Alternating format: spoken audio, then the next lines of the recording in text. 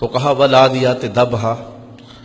قسم ہے تیز رفتار گھوڑوں کی، جب وہ دوڑتے ہیں تو ان کے سینوں سے آواز نکلتی ہے۔ فالموریات قدحا، اور وہی گھوڑے جب پتھریلی زمینوں میں جاتے ہیں تو ان کے پاؤں سے لگی ہوئی کھریوں کے ٹکرانے سے چنگاریاں نکلتی ہیں۔ فالمغیرات صبحا،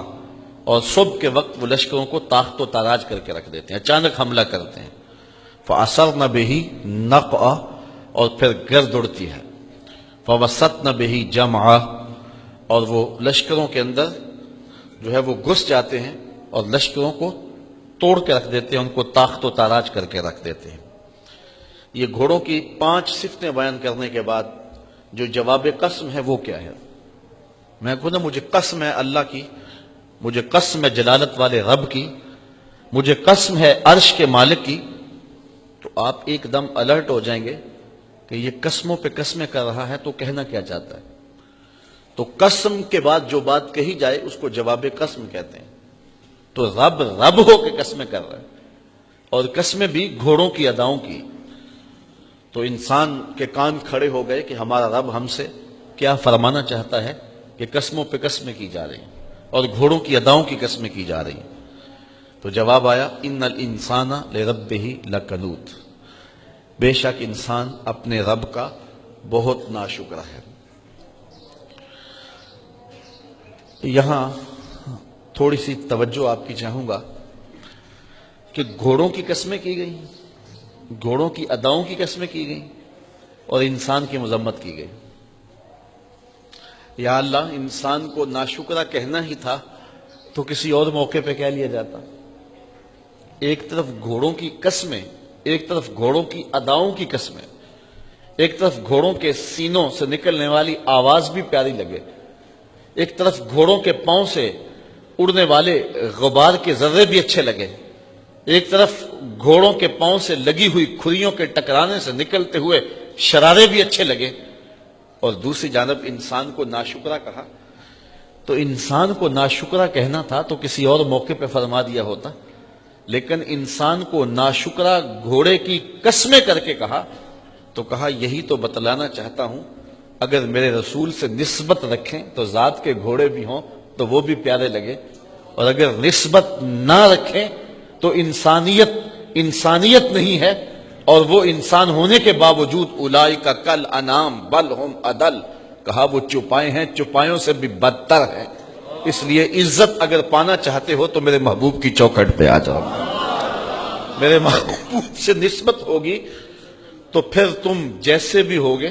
تو تم عزت کی مسند پہ بیٹھو گے۔ ابو لہب کو ابو لہب کیوں کہتے تھے؟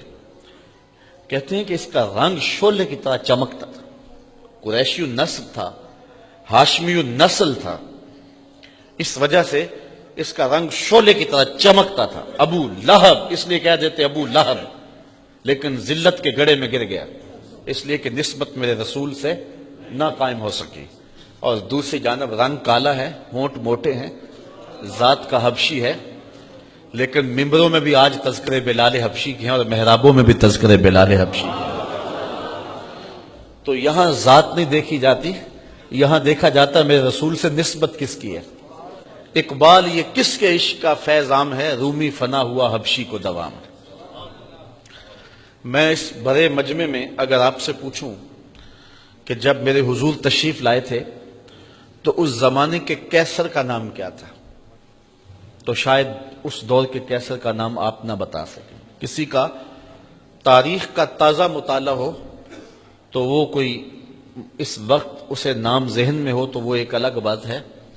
لیکن مجموعی طور پہ اس دور کے کیسر کا نام کسی کو نہیں آتا ہو۔ میں اگر پوچھوں کہ جب میرے حضور آئے تھے اس دور کے خاقان کا نام کیا تھا، اس دور کی طاقت تھی،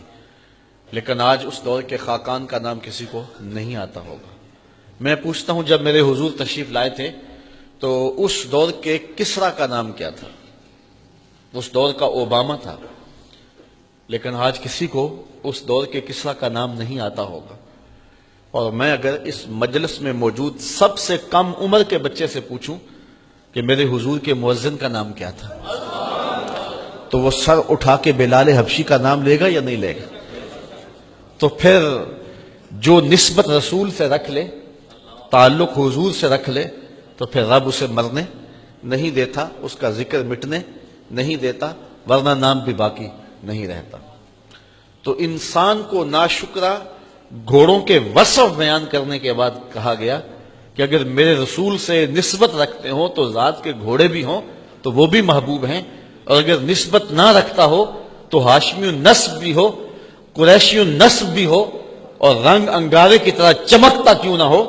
مکے کا سردار کیوں نہ ہو، اللہ اسے پرے کا کی حیثیت نہیں دیتا، اس لیے کہ اس کی نسبت میرے رسول کے ساتھ نہیں ہے۔ تو رب لوگوں کو دیکھتا ہے محبوب کی نسبت کے حوالے سے، جس کی نسبت محبوب سے جڑی ہے، جس کا تعلق حضور سے جڑا ہے، تو اللہ تعالیٰ اس کو سر بلند کر دیتا ہے، چاہے وہ ذات کا گھوڑا ہی کیوں نہ ہو، وہ ذات کا اونٹ ہی کیوں نہ ہو، بلکہ نبی سے نسبت ہو جائے تو ذات کی چیوٹی ہی کیوں نہ ہو، بلکہ نبی سے نسبت رکھنے والے ولیوں سے نسبت ہو جائے ذات کا کتا بھی کیوں نہ ہو، تو رب کو وہ بھی پیارا لگتا ہے، اور اس کی ادائیں قرآن میں اللہ بیان کرتا ہے۔ تو جو سب کچھ نبی پہ وار دیتے ہیں تو ان کی شان و عظمت کا عالم کیا ہوگا۔